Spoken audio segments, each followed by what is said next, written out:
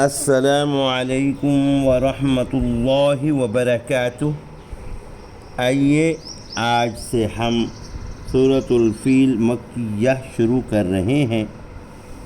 آج اس کی پہلی 2 آیات کا ترجمہ ترکیب صرفی و نحوی کی مدد سے سمجھنے کی کاوش کریں گے۔ اے اللہ، ہماری ادنیٰ سی کاوش کو درجہ قبولیت عطا فرما کر ہمیں اس میں کامیابی و کامرانی نصیب فرما، اور ہمیں قرآن و سنت کے مطابق زندگی گزارنے والوں میں سے بنا دیجیے۔ آمین ثم آمین یا رب العالمین۔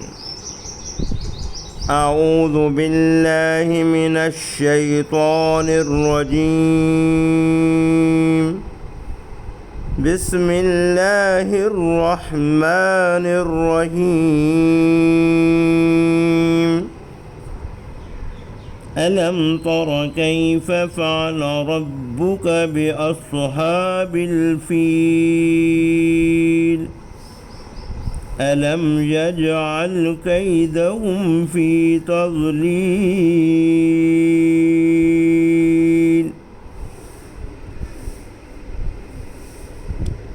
پہلی آیت کے ترجمہ سمجھنے سے پہلے نفی جہد با لم سمجھیے۔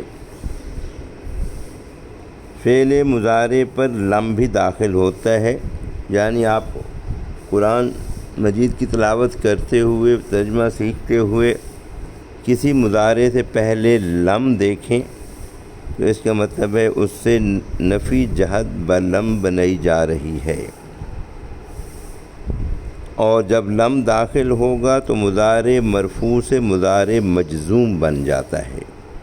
مضارع مجزوم بن جاتا ہے، وہ کیسے بنتا ہے؟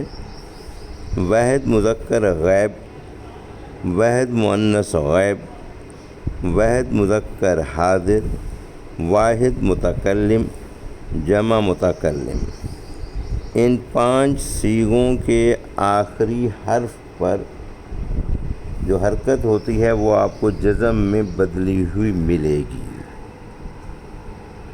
سوائے ان افعال کے صیغوں کے جن کے آخر میں حرف علت آتا ہے، اس حرف علت کو آخر سے گرا دیا جائے گا۔ دوبارہ سنیے، ایک مثال آج کے ہی دیکھ لی، پہلے آسان سمجھیے۔ یضربو ہے، لم لگے گا تو لم یضرب ہو جائے گا، لم یضرب، یعنی واحد مذکر غائب کا صیغہ تھا، آخر پہ جو با پہ پیش یا ضمہ تھا اس کو جزم یا سکون میں بدل دیا، تو اس سے پہلے لم لگ جائے گا، اس سے نفی جہد با لم بن جائے گا، اور لفظی تبدیلی اس میں کیا ہوگی کہ آخری حرف ان 5 صیغوں میں جزم میں تبدیل ہو جائے گا، اور اگر کہیں پہ یہ جزم لگی ہوئی بھی نہ ملے اور صیغے بھی یہی 5 ہوں اور آخری حرف پہ حرف بھی موجود، آخری حرف پہ حرکت بھی موجود ہو، تو پھر سمجھ لیجئے کہ وہاں سے کوئی حرف علت موجود تھا جس کو گرا دیا گیا ہے۔ اور اگر ان 5 کے علاوہ باقی 7 صیغے ہوں گے، یعنی تثنیہ مذکر غائب، جمع مذکر غائب، تثنیہ مؤنث غائب، تثنیہ مذکر حاضر، جمع مذکر حاضر، واحد مؤنث حاضر، تثنیہ مذکر حاضر، یعنی ان 7 صیغوں کے آخر میں جو نون آتا ہے اس کو نون اعرابی کہتے ہیں، تو وہ آپ کو گرا ہوا ملے گا، یعنی ان 7 صیغوں کے آخر میں آپ کو نون ہی نہ ملے، آپ کہیں جی ہم نے تو مضارع کی گردان میں نون پڑھا تھا، اب نون ہی نہیں ہے، تو وہ علامت ہوگی کہ یہ مضارع مجزوم ہے۔ مضارع مجزوم کے علاوہ کچھ اور بھی ہو سکتا ہے، جہاں پہ اس کی مثال آئے گی تو وہ بھی بتا دوں گا۔ اب آپ کہیں گے یہ 5 اور 7 12 ہو گئے، 2 صیغے کدھر غائب ہو گئے؟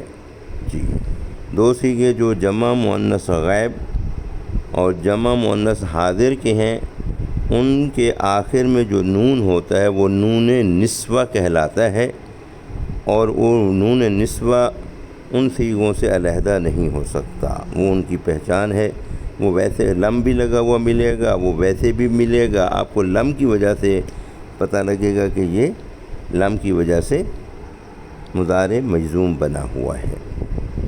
اب ہم لگا تو لم پہلے رہے ہیں مضارع سے، یا آپ کو لم مضارع سے پہلے لگا ہوا ملے گا، لیکن ترجمہ آپ ماضی کا کریں گے۔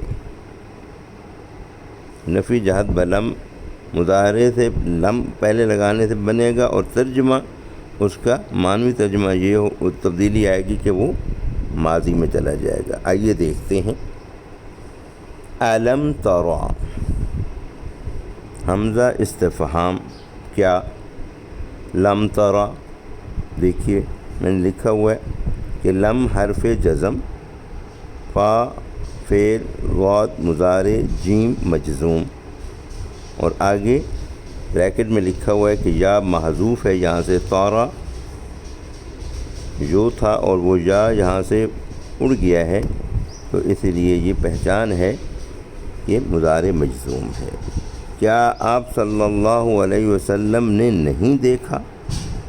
را دیکھنا، کیا آپ صلی اللہ علیہ وسلم نے نہیں دیکھا؟ کیفا حرف استفہام بطور حال کے، حال مین حالت، کیسا؟ فعل فعل ماضی مبنی، آخری حرف پہ جو زبر ہے ماضی مجزوم بنے گا، ماضی منصوب بنے گا، ماضی کچھ کہیں گے لیکن یہ مبنی ہے، یہ ایسے کہ ایسے رہے گا۔ فاعل ہوا واحد مذکر غیب کا صیغہ ہے، لیکن آ کے ربو کا دیکھیے، رب میں مضاف حالت الرفع، اسی لیے فاعل۔ کاف ضمیر متصل واحد مذکر حاضر بطور مضاف الیہ کے۔ کیسا کیا آپ کے رب نے، کیسی حالت بنائی آپ صلی اللہ علیہ وسلم کے رب نے۔ بی اصحاب الفیل، بارف جارہ جار، اصحاب مجرور، الفیل مضاف الیہ، ہاتھی والوں سے، ہاتھی والوں سے کیسا حال، کیسا کیا کچھ کیا آپ کے پروردگار نے۔ Let's see in the translation of this آیا۔ أَلَمْ تَرَ كَيْفَ فَعَلَ رَبُّكَ بِأَصْحَابِ الْفِيلِ Have you not seen how your Lord dealt with the people of the elephant؟ آئیے اگلیت پہ چلتے ہیں۔ أَلَمْ يَجْعَلْ، اب یہاں دیکھیے واحد مذکر غیب کا صیغہ ہے، آخری حرف لام ساکن ہے، جزم ہے، یجعل، علم ویسے ہے، حمزہ استفہام حرف جزم، اور یہاں پہ بریکٹ میں سکون سے ظاہر کیا گیا ہے کہ مضارع مجزوم کیسے بنا ہے۔ کیا اس یعنی آپ صلی اللہ علیہ وسلم کے رب نے نہیں کر دیا، نہیں کر دیا۔ دیکھیں اب مضارع ہے لیکن ترجمہ دونوں جگہ پہ ہم نے ماضی کا کیا ہے۔ کیدہم، یہ مرکب اضافی تھا، مضاف کو دیکھیے، قید ہے، آخری حرف دال پر زبر یعنی فتحہ ہے، اسی لیے حالت المنصوب مفعول بہ ہے۔ ان کے داؤ کو، کیا آپ کے پروردگار نے نہیں کر دیا ان کے داؤ کو، فی تضلیل حرف جر مجرور لفظی معنی میں گمراہی میں، یعنی بیکار کر دیا۔ Let's see the translation of this آیا۔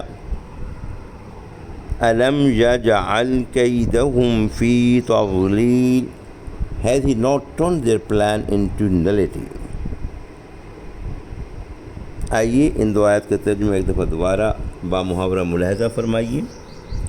أَلَمْ تَرَ كَيْفَ فَعَلَ رَبُّكَ بِأَصْحَابِ الْفِيلِ کیا آپ صلی اللہ علیہ وسلم کو معلوم نہیں کہ آپ صلی اللہ علیہ وسلم کے رب نے ہاتھی والوں کے ساتھ کیا معاملہ کیا۔ ابرہہ حاکم یمن لشکر عظیم لے کر، جس میں ہاتھی بھی تھے، خانہ کعبہ کو منہدم کرنے چڑھ آیا۔ جب وادی محشر میں پہنچا تو سمندر کی طرف سے کچھ پرندے آئے، ان کے پنجوں اور چونچوں میں مسور اور چنے کے برابر کنکریاں تھیں۔ انہوں نے ان کنکریوں کو لشکر پر پھینکنا شروع کیا۔ یہ کنکریاں بندوق کی گولی کی طرح لگتی تھیں اور ہلاک کر دیتی تھیں۔ اکثر تو اس عذاب سے ہلاک ہوئے اور دوسرے بھاگ گئے اور دوسری بڑی بڑی تکلیفیں اٹھا کر مر گئے۔ یہ واقعہ حضور صلی اللہ علیہ انام صلی اللہ علیہ وسلم کی ولادت شریفہ سے 50 روز پہلے ہوا۔ الم یجعل کیدہم فی تضلیل، کیا ان کی تدبیر کو جو کہ ویرانی کعبہ کے بارے میں تھی سرتاپا غلط نہیں کر دیا آپ کے پروردگار نے۔ وعلیکم السلام ورحمۃ اللہ وبرکاتہ۔